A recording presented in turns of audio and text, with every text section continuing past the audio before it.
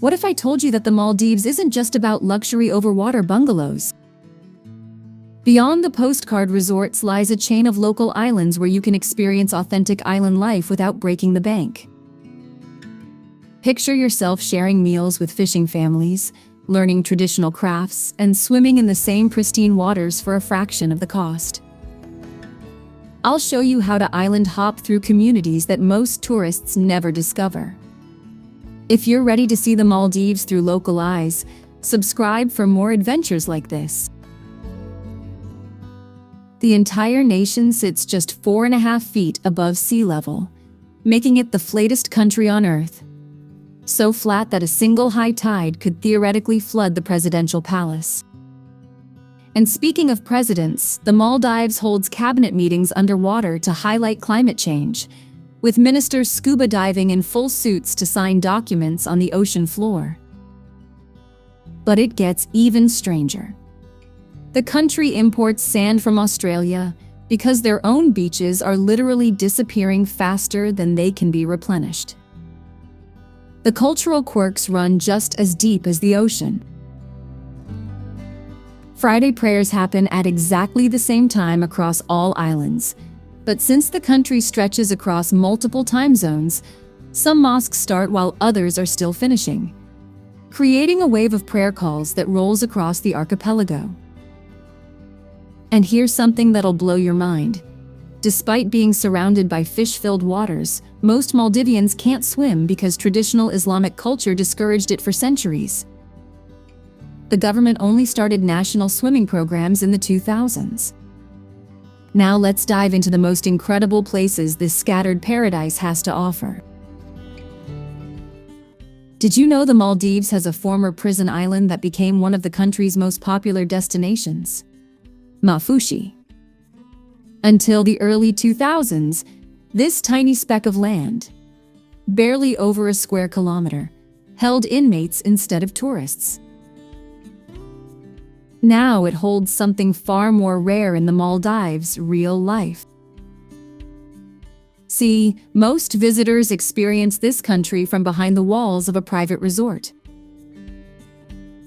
Maafushi flips that completely. You walk sandy lanes where families hang laundry between coconut palms, where fishermen drag their colorful donuts onto the beach each afternoon, where the warm salt air carries the scent of grilled fish from open-air kitchens. The lagoon water runs so impossibly turquoise it looks filtered, but I assure you, it's not. Budget-friendly guest houses line the shore, putting paradise within reach for travelers who thought the Maldives was out of theirs. Wake early here. The sunrise paints the Indian Ocean in soft pastels that no resort can claim as its own. Somewhere in the Maldives, engineers did something that sounds almost absurd. They built an artificial reef specifically designed to manufacture perfect waves. Home to the world's first artificial surfing reef, dropped into the Indian Ocean back in 2008. The idea that humans could improve on nature's surf sounds ridiculous, but step onto this island and watch the lines rolling into Cokesbreak, and you start to understand. Turquoise water peels into clean, consistent barrels that rival anything the Pacific offers. Salt air carries the sweetness of coconut palms overhead, and on shore, older residents still weave palm fronds into intricate crafts the way their grandparents taught them. Old world meets engineered perfection. Arrive at golden hour if you can. The sun drops low, silhouettes of surfers carve across glassy faces, and the reef beneath them hums with a purpose. It was literally built to serve. Did you know that an island barely 300 meters wide can have one of the longest unbroken beaches in the entire Maldives? Dhigurah. A sliver of sand stretched so thin across the Indian Ocean that you can walk from lagoon to lagoon in minutes. Yet the beach itself seems to go on forever. That elongated shape means you're never fighting for space, never dodging umbrellas. Just you, powdery white sand so fine it squeaks beneath your feet, and water so clear the coral gardens glow turquoise from shore. Here's what makes this place truly special. Generations ago, locals hunted whale sharks in these waters. Now they protect them. The same families who once pursued these gentle giants guide visitors to swim alongside them instead. As the sun melts into the horizon, the lagoon turns molten gold, and that impossibly narrow island feels like the widest open space on Earth. Half a square kilometer. That's all Gulhi Island claims in the Indian Ocean. A speck so small you could walk its entire coastline before lunch. Yet for centuries, traders crossing these waters made it a point to stop here. Why? Follow your nose. The smell of frying fish cakes hits you before you even step off the boat. Bright yellow and deep red, these handmade delicacies have quietly turned Gulhi into one of the Maldives' few islands where traditional food production drives the entire local economy. You wander past colorful wooden fishing boats dragged up onto white sand, past market stalls where women sell crafts their grandmothers taught them to make. This isn't a resort. No infinity pools, no overwater villas, just real island life, unhurried and unpolished. As evening settles, the sky burns orange above the turquoise shallows, and somewhere nearby, another batch of fish cakes sizzles in a pan. Did you know the Maldives has its own blue hole? Not Belize, not Egypt. Right here, off the tiny island of Rasdhoo. The entrance drops 60 meters into a rare underwater cave system found in only a handful of places on the planet. You descend through warm turquoise shallows, past coral gardens pulsing with color, and then the seafloor simply falls away into deep indigo nothing. Hammerhead sharks patrol the outer edges at dawn, circling like slow-moving sentinels. Back on land, Rasdhoo reveals a different kind of depth. Artisans still weave intricate mats by hand, a craft stretching back centuries, their fingers working patterns passed down through generations. At sunrise, fishermen cast wide nets into water that shifts from pale gold to electric blue in minutes. The lagoon here doesn't just reflect light, it seems to generate it, glowing against white sand so bright it hurts. Imagine falling asleep 6 meters beneath the Indian Ocean, with manta rays gliding over your head. That's not a dream. It's an actual hotel room. Ari Atoll is home to the world's first underwater hotel suite, where glass walls separate you from the reef and nothing else.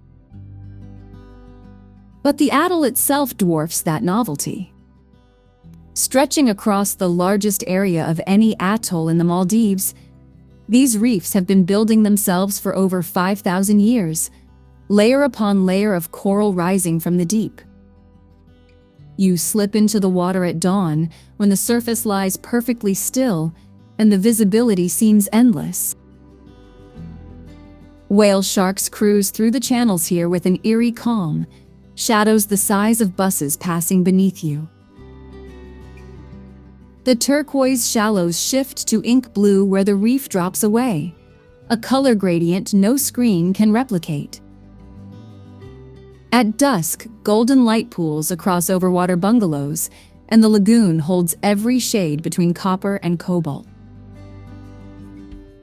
Did you know that over 1,000 manta rays converge in a single atoll every year for one of the ocean's greatest feeding spectacles? Baa Atoll holds that distinction. A UNESCO biosphere reserve spanning 1,200 square kilometers of warm, plankton-rich water that draws the largest known population of mantas on Earth. You slip beneath the surface and the world shifts. Rays with wingspans wider than a car spiral upward through clouds of krill, mouths agape, barrel rolling in slow motion just meters from your mask.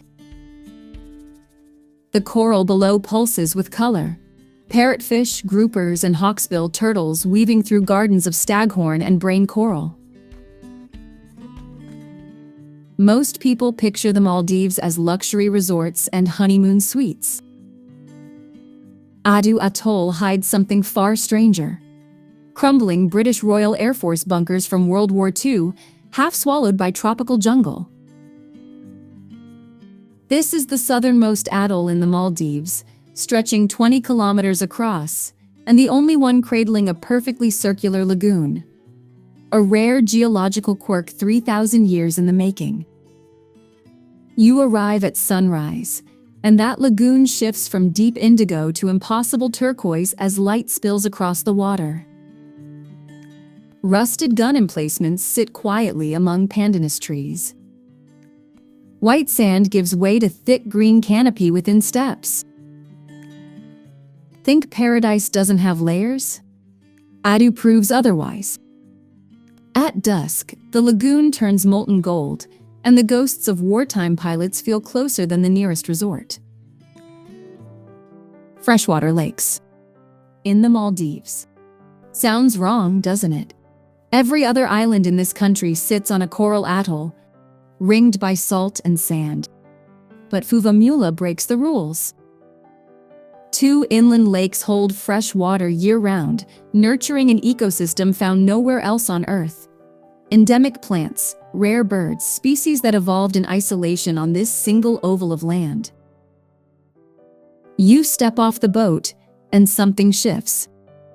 The air carries an earthy richness, wet soil and green decay. Nothing like the bleached coral scent you expect. At sunrise, light spills across the lake surface in deep sapphire, framed by mango trees and banana groves, so dense they feel tropical in a way the Maldives rarely does. Fishermen push traditional donuts into the surf as the horizon burns copper. Freshwater lakes. In the Maldives. Sounds wrong, doesn't it? Every other island in this country sits on a coral atoll, ringed by salt and sand. But Fuvahmulah breaks the rules. 2 inland lakes hold fresh water year-round, nurturing an ecosystem found nowhere else on Earth. Endemic plants, rare birds, species that evolved in isolation on this single oval of land. And something shifts. The air carries an earthy richness, wet soil and green decay, nothing like the bleached coral scent you expect. At sunrise, light spills across the lake surface in deep sapphire, framed by mango trees and banana groves so dense they feel tropical in a way the Maldives rarely does.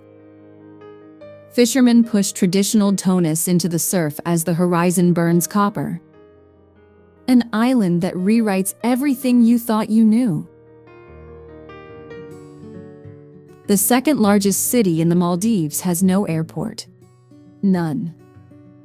Kulhudhuffushi, home to thousands of people spread across 2 square kilometers in the northern atolls, remains reachable only by sea. Every visitor, every shipment of goods, every connection to the outside world arrives by ferry or wooden donie.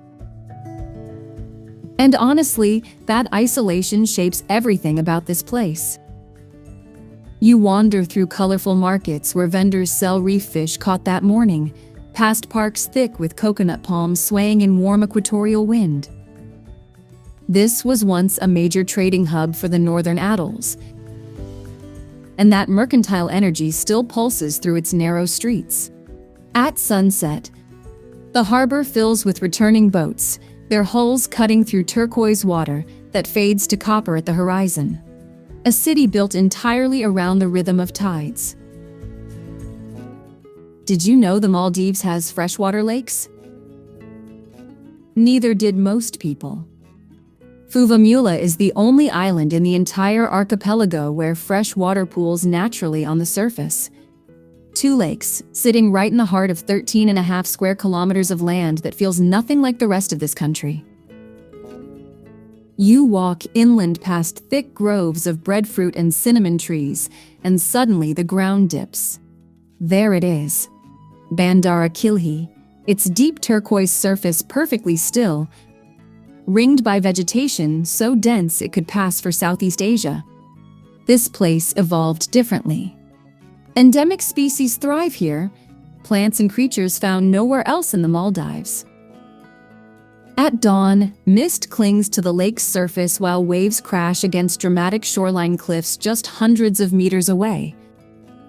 Fresh water and salt water, impossibly close.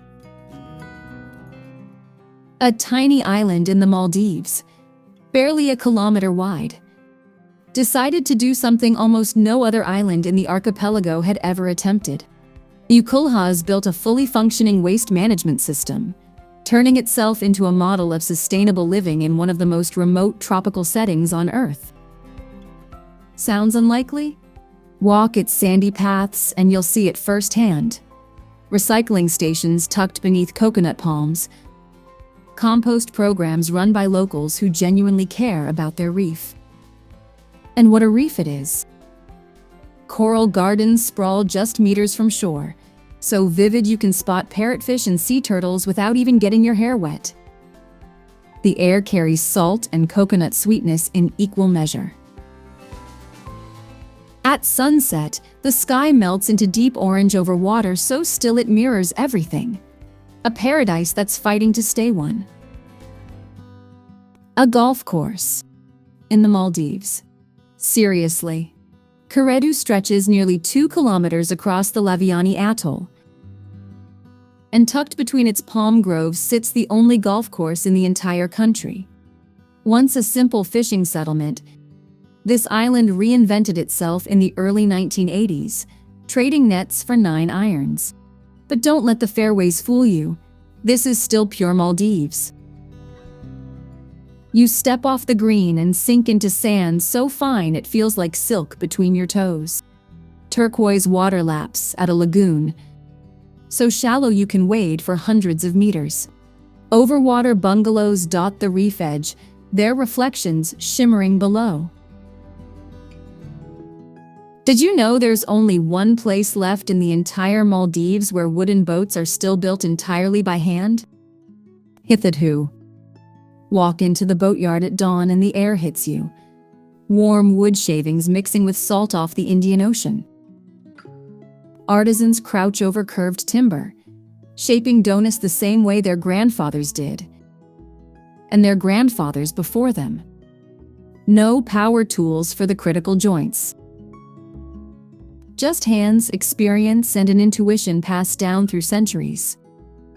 The lagoon beyond glows an impossible blue, and fishing boats glide in with the morning's catch. Their hulls proof that this craft actually works. Rows of green stretch across the sand like something out of a farming village. Not a coral atoll. Thoddoo Island grows watermelons.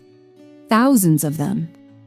In fact, this tiny speck of land, just 2.5 kilometers long, produces more watermelons than anywhere else in the Maldives. A country famous for turquoise lagoons and overwater villas has a breadbasket, and you're standing in it. Walk the dirt paths between plots, and the sweet, heavy scent of ripe fruit hangs in the warm air. Colorful houses sit behind lush gardens where papaya and banana trees crowd the fences. Generations ago, this was a fishing community. Then the soil told a different story. At sunrise, golden light spills across both the fields and the white sand shore just meters away. Farm and paradise impossibly side by side. Over 1,000 square kilometers of ocean, sealed off from commercial fishing and left to thrive.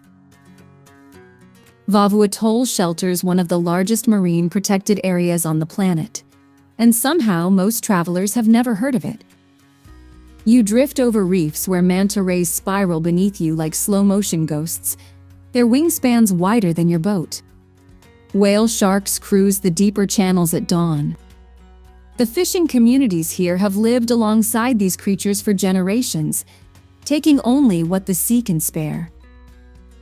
Turquoise lagoons give way to dark coral walls, and the silence underwater feels almost sacred.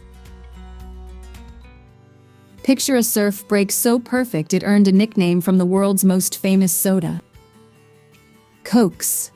A thundering right-hander that peels along the reef just offshore from Thulusdhoo, drawing wave riders from every corner of the globe. But here's what catches you off guard. This tiny island runs the world's only solar-powered surf resort. Every session, every sunset cold drink, fueled by the same sun bronzing your shoulders. Walk the sandy lanes at dawn and you'll pass locals splitting coconuts the way their grandparents did, the rhythmic crack echoing between palm trunks. Did you know that while the rest of the Maldives races toward luxury resorts and overwater villas, one island still measures its wealth in coconuts? Goidhoo clings to a tradition most of the country has abandoned. Hand-pressing coconut oil the way families here have done for centuries. You smell it before you see it. That rich, nutty warmth drifting through narrow sandy lanes past traditional Maldivian houses painted in sea-faded pastels. Early morning, women crack husks in steady rhythm beneath dense palm groves while colorful fishing boats rock gently in the harbor. Modernity surrounds this place, but somehow never quite arrives. Imagine walking along a beach at midnight and the sand glows beneath your feet. On Maalhos, bioluminescent plankton transform the shoreline into a carpet of electric blue light. Every wave, every footstep sparking like scattered stars.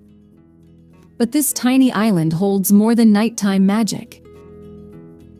By day, you wade through water so impossibly turquoise it feels digitally enhanced, while locals weave intricate mats and shape coconut baskets using techniques passed down for generations. No mega resorts here.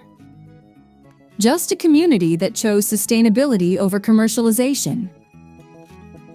As twilight settles and the first blue glow ripples across the shallows, you realize some places still feel like secrets. Did you know that whale sharks, the largest fish on the planet, sometimes cruise just meters from shore here?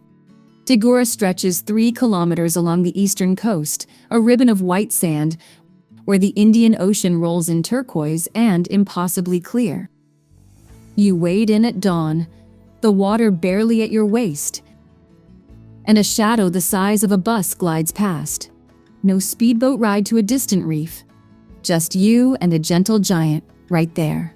Coconut palms creak overhead, salt hangs in the warm air, and local fishermen push wooden boats into the shallows as morning light spills gold across the sand. Most visitors to the Maldives never make it further north than their resort lobby. Hanimaadhoo changes that. The only airport in the entire northern Maldives, this island serves as a gateway to atolls where tourism barely registers, where coconut groves still dominate the economy the way they have for centuries. You step off the tarmac, and the pace drops immediately. No crowds, no overbuilt shorelines. Just white sand curving into turquoise shallows, palm fronds swaying in warm salt air, and waves so gentle they sound like breathing. At sunset, the horizon burns copper, and you realize this is the Maldives nobody talks about. Did you know some Maldivian islands have been exporting the same crop for centuries? Kendhoo has. Coconuts. Generations of families here still climb the same groves their ancestors planted, and that heritage saturates everything. The earthy sweetness of copra drying in the sun, the salt breeze threading through palm fronds. But slip beneath the waterline and things get extraordinary. Massive table corals spread like underwater plateaus, their flat surfaces hosting entire ecosystems of darting reef fish rarely seen elsewhere in these atolls. A tiny island barely a kilometer wide became the first in the entire Maldives to go completely plastic-free. Ukulhas. Its name means spear rooted in centuries of fishing tradition. But today this community wields a different weapon. Waste management so meticulous that every household sorts, recycles, and composts. You arrive expecting the usual turquoise over white sand paradise, and you get that? Absolutely. But look closer. No plastic bottles tumbling in the surf. No wrappers caught in coral.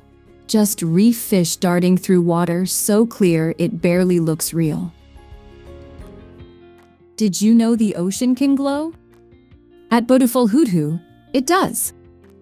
After dark, bioluminescent plankton ignite the shoreline in electric blue, turning every breaking wave into a cascade of liquid starlight. You wade in, and the water sparks around your ankles. It's surreal. But this island isn't just a nighttime spectacle. By day, the air carries salt and coconut, and you'll find craftsmen carrying on a boat-building tradition that stretches back generations, shaping hulls by hand the way their ancestors did for fishing and trade. Imagine walking on water. At Bodu Finolhu, you almost can. An underwater sandbank rises and vanishes with the tides. One moment you're ankle-deep on a ribbon of white sand stretching into open ocean. The next it dissolves beneath turquoise so clear the seabed looks painted on. This sliver of island once grew nothing but coconut palms. A quiet plantation outpost before anyone dreamed of overwater villas. Now the coral reefs surrounding it pulse with parrotfish and soft fans swaying in the current. Come at sunset when the lagoon turns molten gold and that phantom sandbank glows like something not quite real. African drumming rhythms on a tiny Maldivian island. Sounds unlikely, right? Ancient Indian Ocean traders carried Bodu Beru beats to Vashafaru centuries ago, and they never left. You hear them before you see them. Deep, syncopated drums pulsing through the salt air as the sun drops low. Colorful fishing boats line the shore, coral reefs glow beneath knee-deep water, and the sweet smoke of grilled fish drifts from roadside stalls. This place carries the fingerprints of distant continents in every celebration, every rhythm. Until the mid-2000s, this was a prison island. Now Maafushi welcomes thousands of travelers a year. The first local island in the Maldives to open guest houses, bypassing the luxury resort model entirely. Just over a kilometer long, it runs on a different rhythm. You walk sandy lanes past colorful low-rise guest houses, the warm scent of coconut oil drifting from open kitchens. Fishermen sort their catch dockside at dusk while the sky melts into copper and violet over impossibly still water. The Maldives showed us that paradise isn't just a place on a map. It's a feeling that stays with you long after you leave these turquoise waters behind. Subscribe to keep exploring the world's hidden corners together. Which of these island gems calls to you most?